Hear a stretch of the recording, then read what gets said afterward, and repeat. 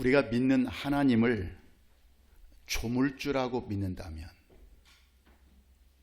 우리가 믿는 하나님을 조물주라고 믿는다면, 조물주라고 하는 뜻은 생명의 주인이란 뜻입니다. 그냥 붙여지는 호칭이 아니고 생명의 주인, 이 조물주라는 것인데, 내가 생명이 필요할 때, 그러니까 어떤 물질이 필요하거나 질병을 고침받고 싶거나 아니면 어떤 말 못할 절박한 사정이 있을 때, 이게 다 지금 내 생명이 필요한 때예요. 이때 하나님을 찾지 않고 돈 있는 자를 의지하거나 병원을 의지하거나 세상을 더 믿고 의지한다면, 그는 10년, 20년 교회 다닌다고 할지라도 자기는 그냥 믿는 자라고 말할지 모르지만 그는 아직 하나님을 믿는 자가 아닙니다. 여러분은 지금 교회를 다닌다는 것과 하나님을 믿는다는 것을 잘 구분하지 못해요. 오늘날 많은 사람들이 그렇습니다. 교회 다니는 것이 곧 믿는 것이라고 하는 공식을 만들어요. 그렇지 않습니다.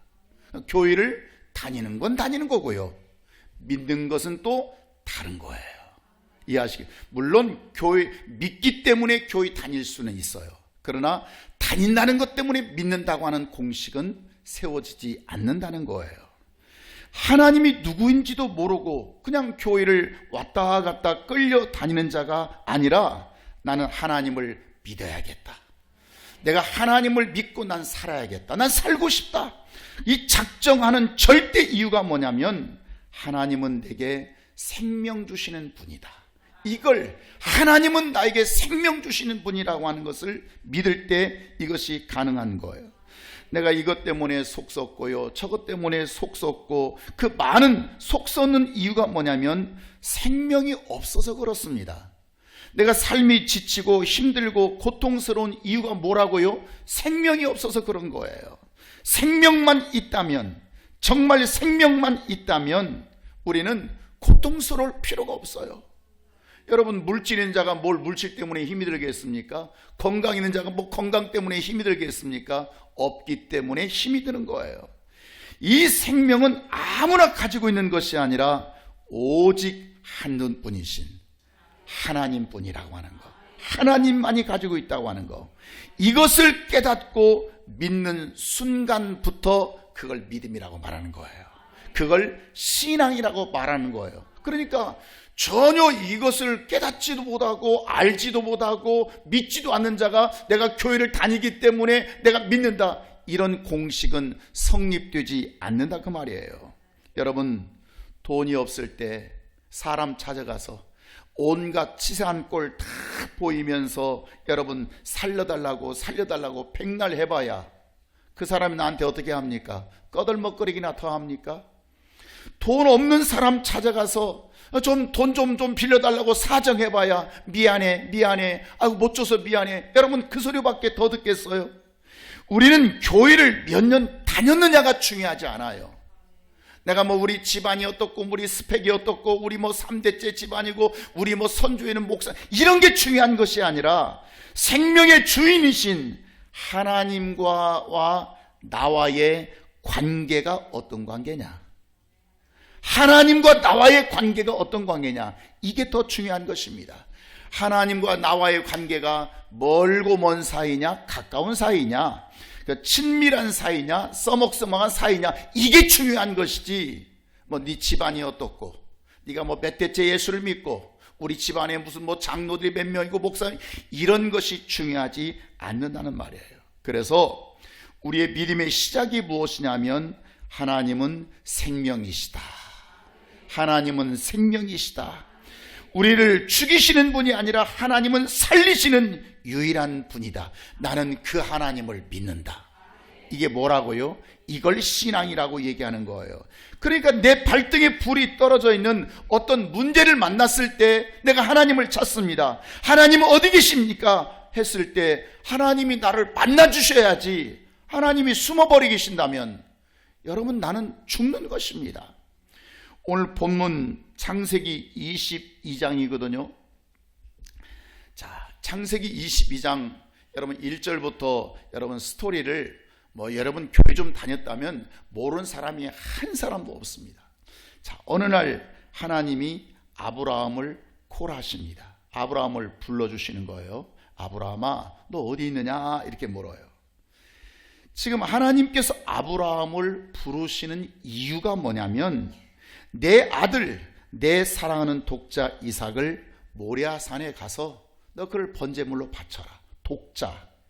여러분, 이거 보통 심각한 문제가 아닙니다, 지금. 왜냐하면 지금 이게 결단하기도 굉장히 어려운 문제이고요, 이거 무지하게 부담스러운 문제이고요, 이거 어떻게 얻은 아들입니까? 사실 이 아들 얻다가 이스마엘 사건이 있어서 13년 동안 하나님과 관계가 끊어진 적도 있었습니다. 이 이삭은 아브라함에게 있어서는 모든 희망이고 모든 꿈이고 모든 미래입니다. 그런데 이 아들이 죽어버리면, 이 아들을 제물로 바쳐버리면, 야, 이건 뭐 좀 생각도 할 수 없는 심각한 문제예요. 그러나 아브라함은 아침에 일찍 일어나서 이삭을 데리고 하나님이 정해주신 모리아 산으로 올라갑니다. 그리고 그 길을 가는 길이 3일 길입니다. 멀고 먼 길입니다. 아브라함이 제단을 쌓고 아들 이삭을 결박해서 딱 이제 제단 위에 묶어놓고 칼로 아브라함을 잡으려고 합니다. 아브라함을 잡으려고. 그때 하늘에서 다급하게 하나님께서 그를 부르십니다. 아브라함아, 아브라함아, 아브라함아, 그 아들에게 내 손을 대지 말아라. 아무것도 하지 말아라. 내가 내 아들, 내 독자까지 아끼지 아니하였으니 이제 내가 하나님을 경외하는 줄을 알았노라. 여기서 끝나지 않습니다. 그리고 17절 보면, 내가 큰 복을 너에게 주었다. 내가 너를 번성케 하겠다. 그리고 내 씨로 말미암아 천하 만민이 복을 받게 할 것이다. 접속사가 뭐예요? 이는. 왜 그렇게 하지? 왜? 그냥 괜히? 네가 나의 말을 너 순종했다. 너는 내 말을 들었다. 너 그 어려울 텐데, 정말 힘들 텐데 너 그 결단을 했단 말이야? 그러면 내가 그렇게 내 씨로 그 이삭을 통해서 천하 만민이 복을 받을 수 있도록 내가 그렇게 해주겠다. 이렇게 해서 내용이 끝납니다. 모든 일의 시작은 하나님의 부르심으로부터 시작합니다. 그러니까 뭔가 하나님께서 아브라함을 부르실 때, 하나님께서 나를 부르셨을 때, 하나님께서 나를 불러 이 자리에 앉히실 때, 여러분 중요한 것이 뭐냐면 내가 여기 있나이다. 숨지 말고 피하지 말고 제가 여기 있습니다. 여러분, 안 불러도 찾아갈 판인데 하나님은 지금 불러서 가는 게 아니고 안 불러도 우리 입장에서는 찾아가서 뭔가 생명을 달라고 사정도 해보고 병도 고쳐달라고 해보기도 하고 내 사업도 좀 어떻게 살펴달라고 해야 할 판인데, 보자고 하니 이건 얼마나 은혜입니까? 이게 얼마나 축복의 기회가 되는 거예요. 그러면 하나님이 아브라함을 부르실 때 쓸데없이 불렀겠습니까? 할 일 없이 불렀겠습니까? 아니면 뭔가 일이 있어서 부르시겠습니까? 그냥 불렀겠어요? 뭔가 일이 있으니까, 부를 만한 뭔가 일이 있으니까, 하시고 싶은 일이 있으니까 하나님께서 부른 거 아니겠어요? 오늘 1절 보면 하나님이 아브라함을 왜 불렀다고요? 시험해 보시려고. 복을 받을 수 있는 자인가? 그를 훈련하고 과연 복 받을 자인가 시험하기 위해서 아브라함을 불렀단 말이죠. 여러분, 하나님께서 아브라함을 복 주려고 불렀다고요? 시험해 보려고. 여러분, 아브라함이 복을 받은 것은 그 다음 과정 얘기입니다. 그 다음 얘기예요. 그 시험 후에 그가 불러서 내가 뭔가를 요구했을 때 그가 어떻게 하는가를 보고, 그 보시고 난 뒤에 부른 것이지 일단 하나님의 부르심 앞에서는 시험해 보려고 불렀다네. 시험해 보려고. 그러니까 얼마나 부담스러울 수 있겠어요? 없겠어요? 부담스럽죠. 독자를 바치라고 하는 것이 얼마나 부담스럽겠어요. 얼마나 아브라함의 입장에서는 힘들 수 있느냐 그 말이에요. 여러분, 교회 나오자마자 다 잘 된다면, 교회 나오자마자 형통한다면, 교회 나오자마자 그냥 사업도 잘 되고 막 병도 고치고 다 한다면 누가 그거 않겠습니까? 내가 하나님 앞에 막 물질 드리고 11조하고 헌신했더니 막 하나님께서 막 10배 주시고 50배 주신다면 나는 빚내사 합니다. 요즘 영끌이 있지 않습니까? 그거 누가 못하겠어요? 드리면 주시는데. 근데 여러분 그러시던가요? 그렇지 않단 말이에요. 왜? 하나님의 부르심 속에는 뭐 때문에 부르셨기 때문에 시험해 보시려고. 아멘. 사람이 이 과정을 말하지도 않고 설교하지도 않고 이해하지 못하고 깨닫지 못하면 그 다음 단계, 복 받는 단계는 결코 오지 않습니다. 반드시 시험하시려고.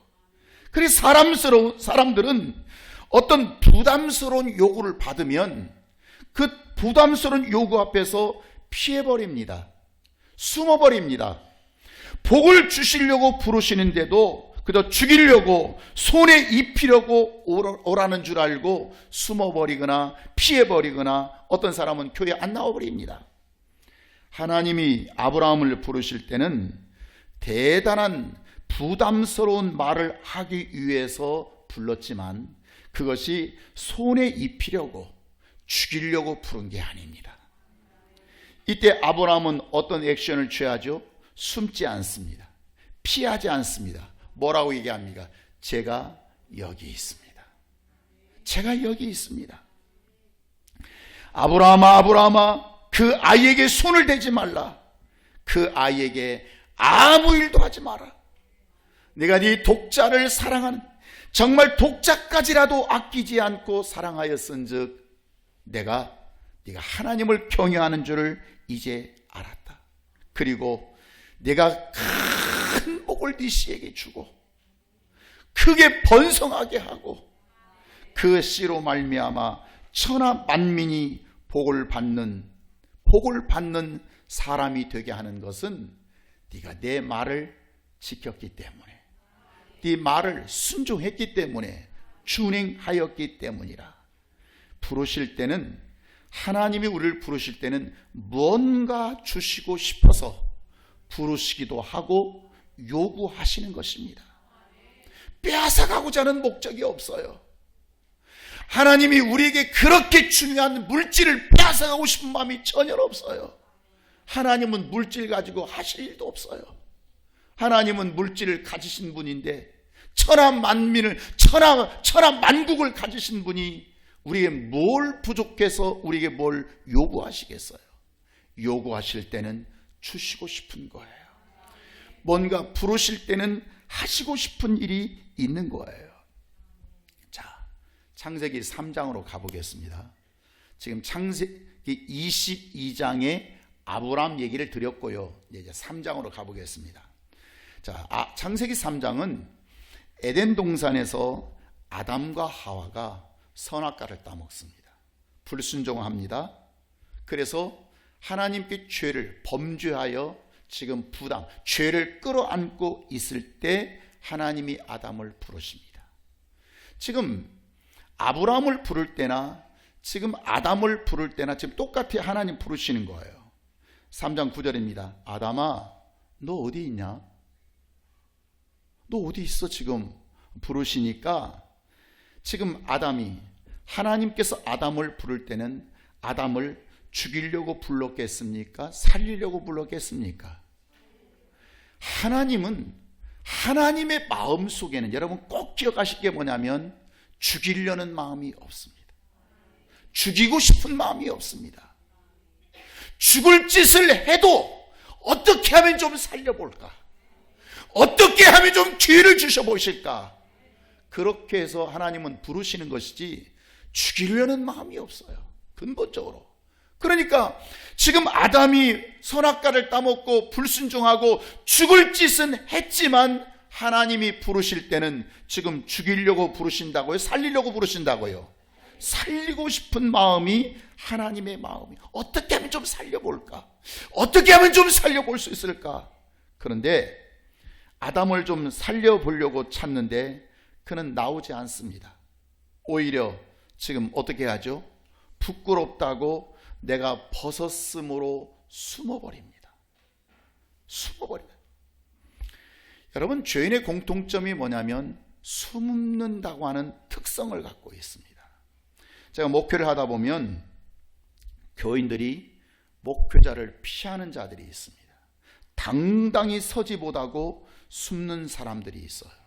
자, 그러면 그 사람이 지금 생명길로 가고 있는 자입니까? 생명 없는 길로 가고 있는 자입니까?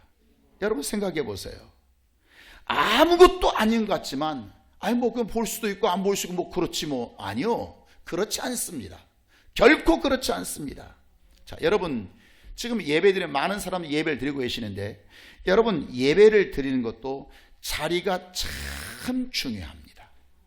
오늘 여러분들이 오늘 이 시간 깨닫기를 바랍니다. 뭐가 중요하다고요? 자리가 중요합니다. 자야, 마리아와 마르다가 있었는데 예수님 말씀을 듣고 있었어요. 자, 여러분 한번 생각해 보십시오. 유추해 보십시오. 자, 마리아는 예수님의 말씀을 들을 때 지금 그 자리가 어떤 자리에 앉았겠습니까? 예수님 코 밑에 앞자리에 앉았겠습니까? 저 멀찌감치 뒤에 앉았겠습니까? 여러분 생각 어디에 앉았다고 생각하세요? 앞자리에 뒷자리예요? 앞자리에 앉았겠죠. 앞자리. 왜 뒷자리로 가고 싶으냐면 멀리 앉고 싶은 것입니다. 멀리. 왜 뒷자리에 앉는다고요? 멀리 앉고 싶은 거예요. 목사 얼굴 가까이서 쳐다보기가 부담스러운 것입니다.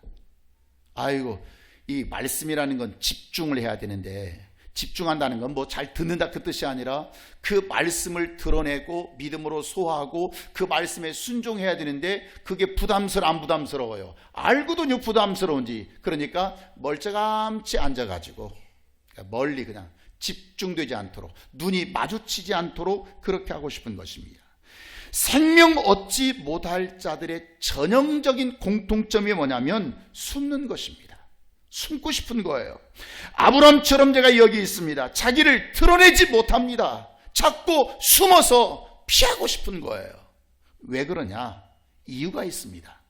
자, 요한복음 3장 19절에서 21절까지 우리 다 같이 한번 큰 소리로 함께 읽겠습니다. 시작. 그 정죄는 이것이니 곧 빛이 세상에 왔으되 사람들이 자기 행위가 악함으로 빛보다 어둠을 더 사랑한 것이니라.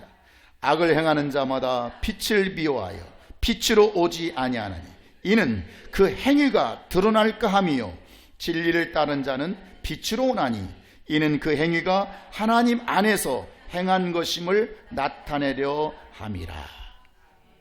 깨달아지십니까? 이 누구 말씀이요? 사람 말이 아니에요. 예수님 말씀이에요. 하나님의 말씀이에요. 하나님은 우리를 너무너무 잘 아는 거예요. 빛이 예수가 세상에 왔는데 사람들은 자기가 행위가 악한 거예요. 그러니까 빛을 사랑한 것이 아니고 빛을 사랑해 됨에도 불구하고 어둠을 더 사랑해 버려요. 왜? 악을 행하는 자마다 빛을 미워하여 빛으로 오지 아니하는 이유가 뭐예요? 그 행위가 드러날까. 빛으로 비춰보면 뭐 레이저를 비춰보는 이유가 뭡니까? 내시경 위까지 들어가도 다 보지 않습니까? 빛이 들어가면 적나라하게 내 행위가 드러나 버리게 되거든요. 그 행위 속에 있는 마음까지도 드러나 버리게 되거든요. 생각까지도 드러나 버리게 되거든요. 그러니까 그 행위, 더러운 행위가 드러날 것이 두려운 것입니다. 그래서 어떻게 하죠? 빛으로 오지 않고 그 행위가 드러날까 봐서 두려워하는 것입니다. 즉 생명받기 합당하지 못한 자들은 생명 받는 자리에 못 나옵니다. 여러분, 그냥 내 발이 있으면, 내 생각이 있으면 그냥 마음대로 교회 올 것 같지만 절대 그렇지 않습니다. 여러분, 육적인 교회는 마음대로 들랑달랑 할지 모르지만 여러분, 영적인 생명의 말씀인 곳에서는 쉽게 서지 못합니다. 깨달아지십니까? 왜? 죄를 가진 자들은 생명 있는 곳에 가면 벌벌 떨고 못 갑니다. 고개를 못 듭니다. 들 수가 없습니다. 여러분, 요즘 불신자들 전도하는 것이 힘들어요? 쉬워요? 어려워요? 어려워요. 여러분, 떨지 마세요. 그 이유가 있어요. 죄인이 빛 가운데 나오는 것을 두려워합니다. 죄인은 근본적으로 어떤 빛 가운데 자기를 드러내는 것을 두려워하도록 되어 있습니다. 무섭습니다. 그들은 다른 이유가 있다고 말을 합니다. 그들은 다른 변명을 하지만 실제는 사람들이 자기 행위가 뭐함으로? 악함으로. 악을 행하는 자마다 어디에 나오지 않는다고요? 빛을 미워하고 빛으로 오지 않습니다. 그 이유가 뭐라고요? 그 행위가 드러날까 함이라고요. 이해하시겠어요? 아니, 뭐 잘 살았는데 세상에서 내가 행위가 악하고 추악하고 더러워도 문제없이 잘 살았는데 교회만 딱 나가면, 생명 앞에 오면 어떻게 해야죠? 이게 적나라하게 드러나거든요. 빛 앞에 오면 자기 모습이 드러나거든요. 이게 싫은 거예요. 그래서 교회에 안 나오는 거예요. 예수 안 받으려고 해요. 뭐 나는 뭐 어쩌고 저쩌고 얘기하지만 그게 중요한 게 아니에요. 생명을 온갖 허물과 죄악이 드러나는 이 부끄러움 때문에 못 나오는 것입니다. 이것이 종교 심리학에서도 그렇게 말하는 것입니다. 생명을 얻으려면 생명 주시는 자 앞에 나가야죠. 아멘입니까? 내가 뭔가 생명을 받고 싶으면 생명 주시는 자 앞에 나가야 되는데, 아담은 생명받기 합당한 일을 하지 않았기 때문에 선악과로 불순종한 죄를 지어 살려주고 싶어도 그를 숨어버리기 때문에, 그를 불러도 숨어버린 것입니다. 그러나 아브라함은 아담과 전혀 다른 모습으로 너 독자 이삭을 좀 바쳐라.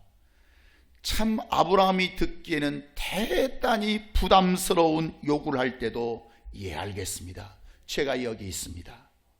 내가 여기 있습니다. 알겠습니다. 그렇게 하겠습니다.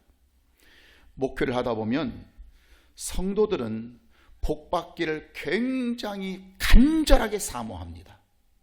여러분, 복받기 싫어하는 사람은 한 사람도 없습니다. 내가 한 사람도 보지 못해. 하나님, 저 목사님 저 복 안 받을래요. 저한테 복 준다고 하지 마세요. 하지 마세요. 이런 사람 없어요. 누구라도, 그 사람이 죄인이라도, 믿은 지 오래되었어도 안 됐어도 복 받겠다고, 복 주겠다고 하면 정말 그것은 사모하고 바라기 때문에 교회에 나오는 게 되는 것입니다. 그런데 어떤 때는 좀 복을 주려고, 복 받기를 원하니까 복을 주려고 부담스럽게 말할 때가 있어요. 내 독자 이삭을 좀 바쳐라. 너 복 받고 싶으면 그러면 어떻게 하라고요? 너 독자 이삭을 좀 바쳐봐라.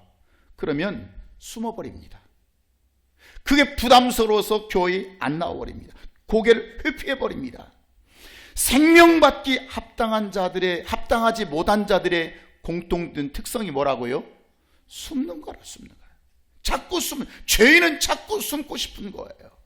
아담처럼 하나님 앞에 서지 못하고 피해버리는 것이 그 상책이라고 생각해요. 아이고, 뭐 그냥 소림사는 안 갔다 왔지만, 저는 갔다 왔습니다.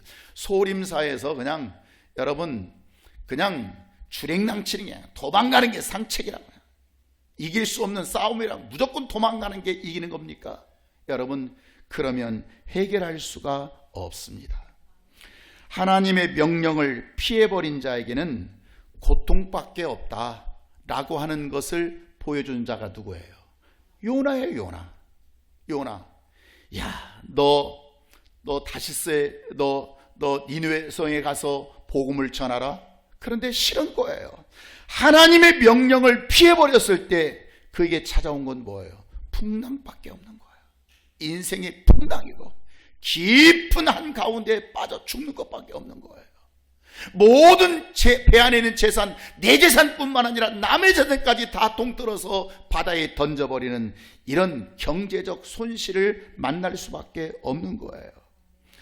여러분, 지금 우리가 2025년도 참 혼란했던 이 어려운 시기, 정말 정치적으로도 참 불편한 2025년도가 이제 한 보름 정도 남았습니다.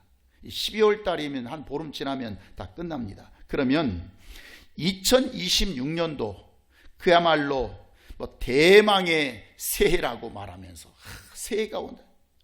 여러분, 새해를 꿈꾸고 축복을 꿈꾼다면 정말 2026년도에는 하나님께서 내게 복을 주시고 내 가정에 복을 주시고 내가 하는 생업 가운데 복을 주시기를 원하신다면, 그러면 부끄러움과 어리석음과 후회스러운 일을 끌어안지 말고 숨지 말고 하나님 앞에 나오시기를 바랍니다. 하나님 앞에 예배 자리에 앉더라도 저 뒷자리로 가서 숨지 말고 살고 싶으면 자리부터 바꾸세요. 자리부터 바꿔보세요. 이게 무슨 뜻인지. 내가 목사님 얼굴을 보기가 부담스럽다고 할지라도, 저 말씀을 받기가 부담스럽다고 할지라도 이 앞자리라고 하는 의미가 무엇인지 이 하나 작은 것부터 바꿔보세요. 작은 것부터. 헌신해도 예물을 드려도 숨지 말고 드러낼 수 있을 정도로 한번 해보십시오. 어떤 자는 교회 헌신이 부담스러워요. 교회 일하는 게 부담스러워요. 그래서 큰 교회 간다나? 큰 교회? 큰 교회 가면 은혜가 있다나? 여러분, 그것은 큰 교회가 아니고요, 내가 숨을 수 있는 교회를 찾아가고 있다는 걸 모르는 거예요. 지금 내가 숨을 수 있는 교회, 군중 속에 내가 살짝 숨어 있으면 부담스럽지 않잖아요. 여러분, 도피처를 지금 찾고 있다는 걸 사람들은 상상을 못하고, 내가 집사님 내가 큰 교회 갔는데 너무 좋아. 지금 큰 교회 간 거요? 도피처를 간 거요? 숨어 들어간 거예요. 그걸 스스로 깨닫지 못합니다. 내 평생 하나님 앞에 숨는 모습을 보이지 않으리라. 내 평생 예배 드릴 때마다 난 뒷자리를 찾아가지 않으리라. 여러분, 그런 자가 되기를 주의 이름으로 축원합니다. 만약에 부끄러운 일이 있다면 그 부끄러움을 드러내고 회개할 수만 있다면 그 새로운 피조물이 되는 거예요. 하나님이 새로운 쓰실 기회를 주시는 거예요. 그런데 숨어버리면 더 이상 길이 없게 되는 거죠. 그가 있어야 할 자리에 있지 않으면, 그는 하나님의 눈에 안 보인다면, 있어야 할 자리에 있지 않으면 보이지 않는 거 아니에요? 당연히 집사가 예배 자리에 있어야 되는데 목사의 눈에 보이지 않는다면, 여러분, 그는 안 보일수록 멀어지는 것입니다. 보일수록 가까워지는 거고요, 안 보일수록 멀어지는 거예요. 여러분, 멀어지다 보면 간단합니다. 잊어져 버립니다. 그걸 뭘 기억이나 하겠어요? 여러분, 하나님의 시선에, 하나님의 눈에 우리가 보이지 않고 드러나지 않으면 결국 그에게는 생명의 복에서도 멀어져 버리는 것입니다. 축복에서도 멀어져 버린 사람이 되는 것입니다. 그러니까 그가 숨는 자냐, 항상 내가 여기 있는 자냐, 같은 봉사를 해도 숨어서 봉사하는 자냐, 아니면 자기를 보이면서 앞장서서 봉사하는 자이냐, 이것은 내가 생명받기 합당한 자인가, 아니면 합당하지 아니한 자인가를 결정해버리게 되는 것입니다. 아멘? 중요한 문제예요. 아브라함은 독자 이삭 하나밖에 없는, 내 평생의 모든 꿈이 담겨있는 독자 이삭을 바치라고 뻔히 알면서도 숨지 않고 제가 여기 있습니다. 교회에서 뭔가 일하려고 헌신자를 찾아요. 교회는 하나님 앞에 헌신해야 할 거 아닙니까? 감사가 뭡니까? 헌신하는 것입니다. 그런데 목자가 찾으면 그렇습니다. 나 없다고 그래. 나 어디 갔다고 그래. 나 지금 아프다고 그래. 알지? 자기 알지? 여러분, 그건 지금 아담이 되는 것입니다. 숨어버리는 것입니다. 그러면 에덴 동산 밖으로 쫓겨나서 그의 인생은 가시와 엉겅퀴의 삶을 살 수밖에 없다고 하는 거, 이걸 깨닫기를 주의 이름으로 축원합니다. 없어도 찾아가야 되는데, 부르지 않아도 찾아가야 할 판에, 하나님이 나를 부르지 않아도 찾아가야 할 판에 불러도 없다고 그래, 없다고 그래, 나 아프다고 그래, 나 어디 갔다고 그래. 이것이 여러분 아담의 모습이라고 하는 거. 예배가 무엇이에요? 여러분이 시간마다 예배 드리지만 예배가 무엇이냐면, 예배는 하나님의 부르심입니다. 같이 한번, 예배는 하나님의 부르심입니다. 시작. 예배는 하나님의, 그러니까 예배는 종교 의식을 하는 게 아니에요. 어떤 내가 위안받고 싶어서 어떤 형식을 채우는 것이 예배가 아니라, 예배는 하나님의 부르심이에요. 그러면 예배 시간은 뭐겠어? 예배 시간은 하나님의 부르심의 시간들이에요. 내가 주일날 예배를 드린다, 내가 주일 오후에 내가 제자훈련반에 성경 공부를 한다, 내가 또 수요일날 예배 드린다, 내가 금요일날 예배를 드린다, 내가 새벽기도 한다. 이게 시간이 무슨 시간이라고요? 하나님이 부르시는 그 시간 앞에 내가 서는 것을 의미하는 것이라는 말. 그러니까 하나님이 부르실 때는 무언가를 주시고 싶어서 부르는 것이지, 괜히 부르는 게 아니에요. 쓸데없이 부르는 게 아니에요. 그저 뭐 내가 설교하려고 좋은 시간 사람 군중 모아놓고 뭘 무슨 제스처 취하려고 그래 부르는 것이 아니라, 하나님이 뭔가 주시고 싶어서, 내게 간절히 주고 싶다, 나 진짜 주고 싶다, 나는 모든 것을 풍성히 가진 자인데 내가 뭔가 주고 싶다. 네가 뭐가 필요하냐? 건강이 필요하냐? 물질이 필요하냐? 행복이 필요하냐? 네 자녀가 잘 되는 것이 필요하냐? 너 지금 막힌 문제 지금 풀리는 것 필요하냐? 사람 문제 해결하는 게 필요하냐? 그 내가 주고 싶다. 그런데 나오지 않고 숨어버린다면 어떻게 주실 수가 있겠어요? 일해서 못 나가고, 철에서 못 나가고, 바빠서 못 나가고, 여행 가서 못 나가고, 어디 가서 못 나가고, 친구 만나서 못 나가고, 집안 행사 있어서 못 나가고. 아니, 주시고 싶은데 인생 고민하지 말고, 인생 답답하게 살지 말고, 내가 주고 싶으니 나오라는 거예요. 근데 아무 때나 시도 때도 없이 나오라면 그 여러분 얼마나 힘들겠어요. 시간도 정해 주시는 거예요. 이 시간 나오면 돼. 다른 시간은 너 다른 거 더 일할 수 있어. 요 시간 나오면 돼. 요 시간 나오면 돼. 그 일주일에 몇 번 나오면 되는 거예요.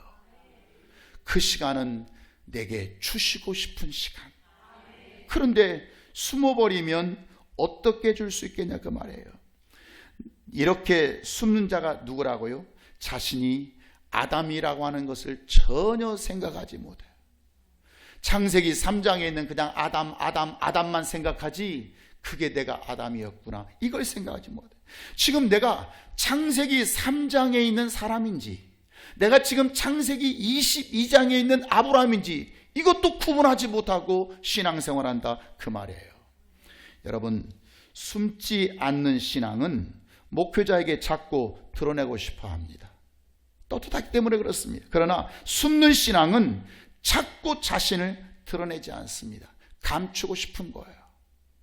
이것도 몰랐으면 좋겠고 저것도 몰랐으면 좋겠고, 그러니까 아예 예배 시간도 저 뒤에 앉아서 그냥 멀쩡함치 앉아가지고 가까이 있지 않는 거예요.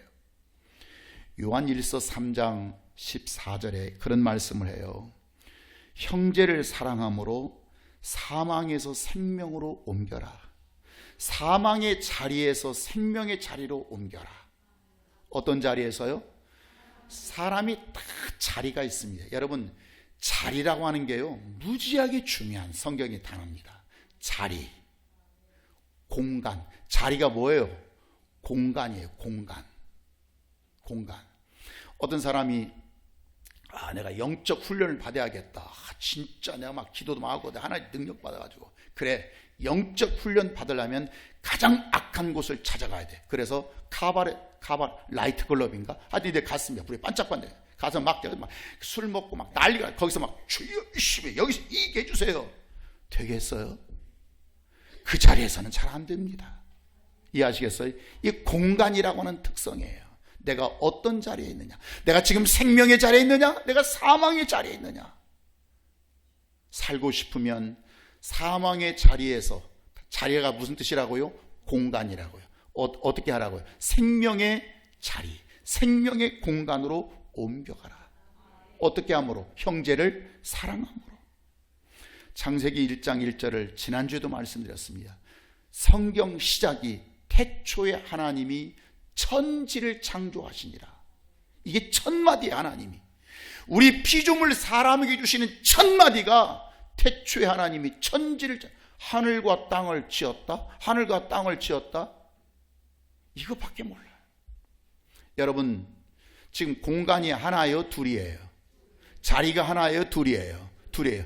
천이라고 하는 자리, 공간과 지라고 하는 공간, 두 공간을 처음부터 하나님은 만들어 버리셨어요. 천의 공간은 뭐냐? 저 스카이가 아닙니다. 새가 날아다니고 독수리 날리는 그런 하늘이 아닙니다. 구름이 떠다니는 하늘이 아니라, 여러분, 천계, 여러분, 하나님이 계시는 천계는 생명의 공간으로 만드시고요, 지라, 땅이라고 하는, 우리가 발붙이고 사는 지라고 하는 공간은 사망이라고 하는 공간으로 하나님은 나눠버리시는 거예요. 처음부터 생명의 공간이 있다, 사망의 공간이 있다, 사는 공간이 있다, 하나님께서 생명 주시는 공간이 있다, 생명 주실 수 없는 공간이 있다. 두 공간을 처음부터 나눠버린 것이 창세기 1장 1절의 비밀입니다. 근데 그냥 잘 몰라, 이거 아는 사람 별로 많지도 않아요. 여러분, 루시퍼 천사가, 정말 지혜롭고 영광스러운 루시퍼 천사가 처음에 어디 살았어요? 천이라고 하는 공간에 살았어요. 그런데 그가 생명받기 합당하지 못하게 되니까 비록 루시퍼 천사라고 할지라도 천에서 지로 끌어내버리십니다. 이게 하나님이십니다. 천이라고 하는 공간은 죄가 있을 수 없는, 존재할 수 없는, 사망이 존재할 수 없는 공간이 천의 공간입니다. 여러분, 우린 지라고 하는 공간에 머물면서, 우리 지금 어느 공간에 살고 있죠? 천에 살고 있어요? 지에 살고 있어요? 지라고 하는 공간에 사는 자들이 지라고 하는 공간, 사망 공간에 머물면서, 하나님, 제가 생명이 필요합니다, 하나님 저를 도와주세요, 저를 살려주세요, 저에게 은혜 주세요, 저에게 복 주세요, 백날 해봐야 하나님은 도와주실 수가 없습니다. 깨달아지면 아멘. 어떻게 하겠어요? 살고 싶으면 네 자리를 옮겨라. 살고 싶으면, 네가 살고 있는, 네가 발붙이고 사는 그 땅은, 지는 사망의 공간이니, 생명 줄 수 없는 공간이니, 네가 살고 싶다면 너 자리 옮겨라. 네 사망의 자리에서 생명의 공간으로, 네가 지라고 하는 공간에서 천의 공간으로 옮겨라. 자신을 변화시켜라. 너의 생각을 바꾸고, 너의 행함을 바꾸고, 자세를 바꿔라. 그래야 사망의 자리에서 생명의 자리로 옮겨질 수 있다고 말씀하시는 거예요. 아멘입니까? 회개만 하지 말고 회개에 합당한 열매까지 맺어라, 청산해라, 이렇게 말씀하고 계시는 것입니다. 여러분, 육체의 시간을 교회라고 말을 합니다. 육체의 시간이 뭐라고요? 다시 시작. 육체의 시간은, 내가 사는 육체의 시간은 교회입니다. 쓰임받을 수 있는 교회, 일할 수 있는 교회, 복받을 수 있는 교회, 누군가를 사랑할 수 있는 교회, 누군가를 용서할 수 있는 교회. 여러분, 죽으면 용서할 수 있어요? 죽으면 용서 못합니다. 육체라고 하는 것은 내가 많은 인생의 찬스를 가지고 살아가는 삶의 환경일 뿐이에요. 근데 이게, 육체의 시간은 끝이 있어요, 없어요? 끝이 있어요. 그러니까 사랑할 수 있는 것도 끝이 있어요. 용서할 수 있는 것도 끝이 있어요. 쓰임받을 수 있는 것도 평생 쓰임받는 게 아니에요. 끝이 있어요. 하나님의 일을 하는 것도 끝이 있어요. 이게 육체의 시간이라고 하는 거예요. 육체의 시간이 우리 교회인데, 여러분의 생각과 행함과 자세를 바꾸는 것이 만약에 부담스럽고 귀찮은 감정이 먼저 앞선다면, 여러분의 시간의 교회는 2026년도 새해를 맞이하는 것 같지만 사실은 여러분 어디에 머물러 있는 것입니까? 2025년도에 그대로 머물러 있는 것입니다. 그러니까 뭐 새해가 의미가 없어요. 맨날 새해가 오면 뭐가 잘 될 줄 알고 뭔가 형통할 줄 알고 아이고 정동진을 가볼까, 에이 송구영 씨의 축복기도 한번 받아볼까 벨짓다 해도 여러분 자리를 지에서 천으로 옮기지 않으면, 생각을 바꾸지 않으면 여러분은 항상 작년에 그대로 머물러 있다고 하는 거, 이걸 놓치지 않기를 바랍니다. 과거에 머물러 있는 자가 된다 그 말이에요. 아멘. 육체의 시간의 기회를 놓치지 마십시오. 말씀 아무 때나 듣는 게 아닙니다. 나는 시간 순간 하나님께 말씀을 받아서 여러분에게 전할 수 있는 이 열정이 내 육체의 시간의 기회가 한정되어 있기 때문이에요. 이 시간이 지나면 아유 좀 더 잘할 걸, 좀 더 열심히 할 것, 의미가 없어요. 그런 소리가 쓸 데가 없어요. 항상 우리의 시간은 now, 지금입니다. 지금 시간이라고 하는 시제는 항상 지금입니다. 지금 변해야 됩니다. 지금 바꿔야 됩니다. 지금 생각을 바꿔줘야 됩니다. 지금 자세를 바꿔줘야 됩니다. 지금 뒷자리에서 앞자리를 지금 바꿔줘야 되는 것입니다. 하나님을 만나는 지금 이 시간에 만나야 되는 것입니다. 기도하겠습니다.